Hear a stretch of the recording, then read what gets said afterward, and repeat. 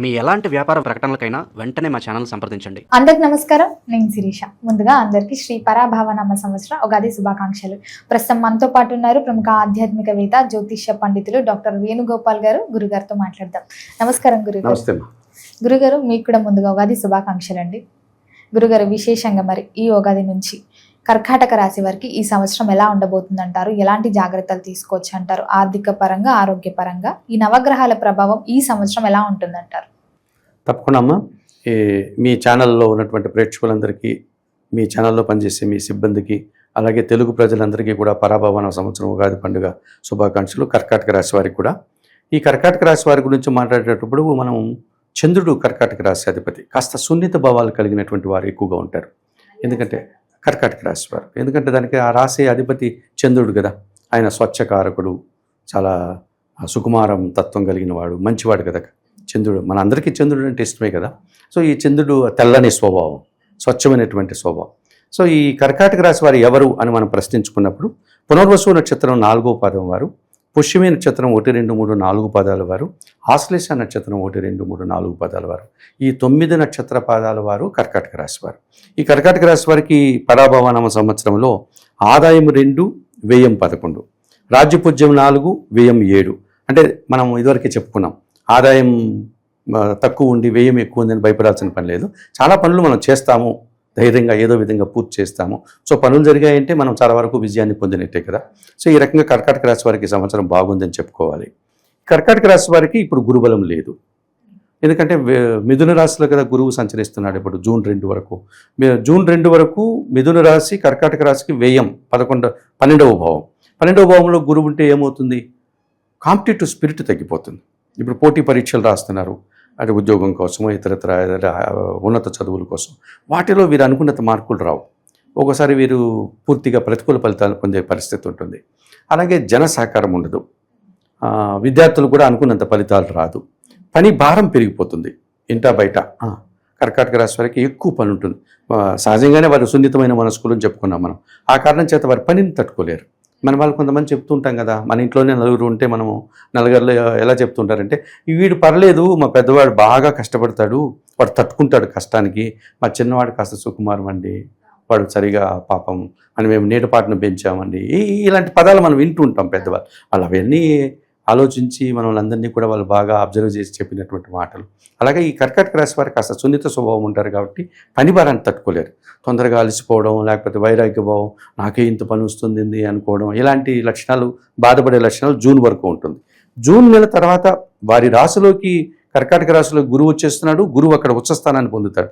ఒక్కసారిగా వారు ఏదో మొగ్గగా ఉండే పువ్వు వికసించినట్టుగా ఆనందపడిపోతూ చకచకాన పనులు అయిపోతూ ఉంటాయి, మంచి ఫలితాలు వచ్చేస్తుంటాయి, వారి మాటకు విలువ పెరుగుతుంది, అన్ని పనులు అనుకోవడానికంటే ఎక్కువ ముందుగానే పూర్తి చేస్తుంటారు. ఆ రకంగా వాళ్ళు ఆనందపడేటువంటి పరిస్థితి కనిపిస్తుంది. మళ్ళీ నవంబర్ నెల ఒక 2 నెలల కాలంలో ఆయన సింహరాశిలోకి వెళ్ళి మళ్ళీ తిరిగి కర్కాటక రాశిలో గురువు వస్తాడు. సింహరాశిలోకి వెళ్తే కర్కాటక రాశి వారికి ద్వితీయ భావం, మరింతగా గురుబలం పెరుగుతుంది, ఆర్థికంగా బలపడతారు, మాటకు విలువ పెరుగుతుంది, శుభ కార్యక్రమాలు చేసుకోగలుగుతారు, సమాజంలో గుర్తింపు లభిస్తుంది, పని తాలూకు సంతృప్తిని పొందగలుగుతారు, వారు బాగుంటారు, వాళ్ళ పిల్లలు బాగుంటారు, వారి ఆత్మీయులందరూ కూడా బాగుండడానికి అవకాశం కనిపిస్తుంది.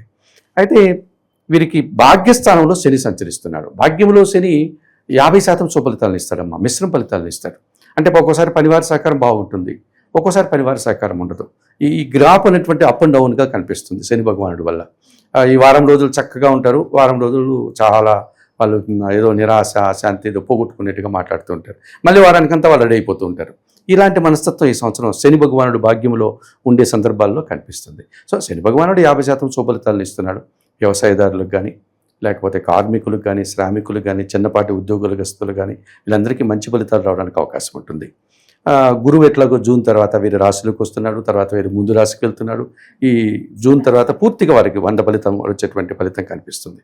కాకపోతే ఈ కర్కాటక రాశి వారికి అష్టమ రాహువు, ద్వితీయములో కేతువు, డిసెంబర్ వరకు అలాగే ఉంటుంది. డిసెంబర్ తర్వాత ఏం జరుగుతుంది? సప్తమ రాహువు, జన్మరాశిలో కేతు.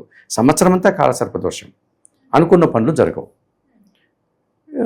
ఎదుటి వాళ్ళు వీరి మీద అంచనాలు పెంచుకుంటూ ఉంటారు. ఇంట్లో వాళ్ళు కూడా ఇంటికి వచ్చే వాళ్ళకి వాళ్ళ నాన్న కావచ్చు, మదర్ కావచ్చు, ఉద్యోగం చేసి ఇంటికి వచ్చే లోపల పిల్లలు ఇంత పొడుగు లిస్టు చెప్తూ ఉంటారు. సో ఇంత మనం అమౌంట్ పాఠశాలకు లేక కళాశాలకు ఫీజు కట్టాలి, నాకు బర్త్డే వస్తుంది, నాకు ఈ బ్రాండెడ్ బట్టలు కావాలి, ఇటువంటివన్నీ వాళ్ళు ఎక్కువ పిల్లలు ఏం చేస్తారు, ఇంట్లో సభ్యులు తల్లిదండ్రులు కావచ్చు, ఎవరైనా కావచ్చు, వీళ్ళ మీద ఆధారపడేటువంటి కుటుంబ సభ్యులు వీరు మా బాగా మా అమ్మాయో లేకపోతే మా కొడుకో మా కోడలో బాగా సంపాదిస్తున్నాడు అన్న భావనతో వాళ్ళేమో కోరికలు పెంచుకుంటూ పోతారు. వారి అంచనాలను న్యాయం చేయలేక వీళ్ళు తపన పడేటువంటి పరిస్థితి కనిపిస్తుంది. అంటే ఎదుటి వాళ్ళు రాహువు కదా, వారికి ఆశలు ఎక్కువ, వీరేమో కేతు, వీరికి జన్మరాశిలో ద్వితీయంలో కేతు ఉంటుంది, నిరాడంబరంగా ఉంటారు, వీరికి పెద్ద పాపం ఆశలు ఉండదు. ఈ ఆశపడేటువంటి కుటుంబ సభ్యులందరినీ కూడా వాళ్ళ ఆశలు నెరవేర్చడానికి వీరు నిరంతరం అదేదో మన పెద్దవాళ్ళు చెప్తూ ఉంటారే అలా శ్రమ పడిపోయి నిరంతరం కరిగిపోతూ ఉంటారనమాట. అటువంటి సంవత్సరం అంతా కర్కాటక రాశి వారికి ఉంటుంది. పని కుటుంబ బాధలు ఎలా ఉంటే పనిచేసే కార్యాలయంలో ఎలా ఉంటుందంటే వాళ్ళు కష్టపడి పనిచేసి సాయంత్రం వెళ్ళి సబ్మిట్ చేశారనుకోండి, ఇంతేనా మీరు చేసింది, ఇంకో ప్రాజెక్ట్ పూర్తి చేసి ఉండొచ్చు కదా, అతనైతే ఆ ప్రాజెక్ట్ కూడా చేసేసాడు, మీరు ఇంకా దీన్నే చేస్తున్నారా, అయ్యో మీరు ఇట్లా చేస్తే కష్టమమ్మా, ఇంకా బాగా కష్టపడాలి. వాడు కూడా తృప్తి పడాడు, వాడికైతే ఆ టీం లీడరో లేకపోతే మేనేజరో ఎవరో ఉంటారు డైరెక్టర్ వాళ్ళ పెద్దవాళ్ళు, వారు కూడా వీళ్ళ మీద విపరీతమైన అంచనాలు పెట్టుకుంటారు.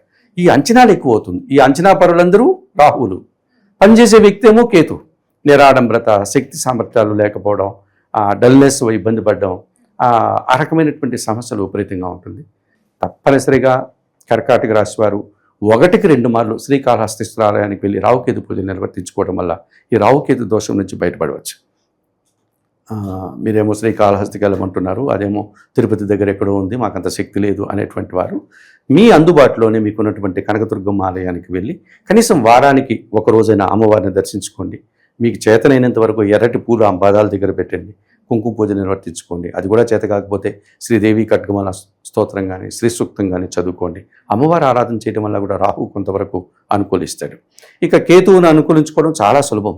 నిత్య గణపతి ఆరాధన, ఇంట్లోనే ఒక చిన్న గణపతి పెట్టుకోవడం, లేదు ఒకసారి మన ఇంటి పక్కలోనే ఉంటాయి గణపతి ఆలయానికి రోజు వెళ్ళి సోమవారిని దండం పెట్టుకోవడం, సోమవారి పాదాల దగ్గర గరికను పెట్టడం, అసలు గణేశాష్టకం చదువుకోవడం. మీకు అవకాశం ఉన్నప్పుడు నెలకు ఒక మారు ఎప్పుడైనా ఏదైనా గోశాలలకు వెళ్ళి అక్కడ అందుబాటులో ఉన్నటువంటి ఆహార పానీయాలు ఆ గోవులకు అందించడం, ఈ రకంగా చేసుకోవడం వల్ల కర్కాటక రాశి వారు మరింతగా మంచి ఫలితాలు పొందడానికి అవకాశం ఉంటుంది. ఈ సంవత్సరంలో గురువు వారికి అనుకూలిస్తున్నాడు, శని భగవానుడు వారికి అనుకూలంగానే ఉన్నాడు 50-60%. ఒక్క రాహుకేతువుల విషయంలోనే వారి జాగ్రత్తలు తీసుకోవాలి. ఆ ఫలితం చూసుకుంటూ నిరంతరం పనిచేసుకుంటూ భగవంతుని మీద భారం వేసుకుని ముందుకు వెళ్తే వారి మించినటువంటి మరొక మంచి జాతకులు లేరని చెప్పుకోవచ్చు. అంటే సమయాన్ని వారు చేసే పనుల్ని కాస్త చాకచక్యంగా తెలివితేటలతో సద్వినియోగం చేసుకొని కాస్త భగవంతుని మీద భారం వేస్తే ఆ దైవబలాన్ని కన్నా పొందగలిగితే కర్కాటక రాశి వారు మరింతగా మంచి ఫలితాలు పొందగలుగుతారు. గురుగారు, మొత్తం మీద ఈ సంవత్సరంలో కర్కాటక రాశి వారికి ఎలా ఉండబోతుంది, ఎలాంటి జాగ్రత్తలు తీసుకోవాలో తెలియజేసినందుకు ధన్యవాదాలండి. మంచిది.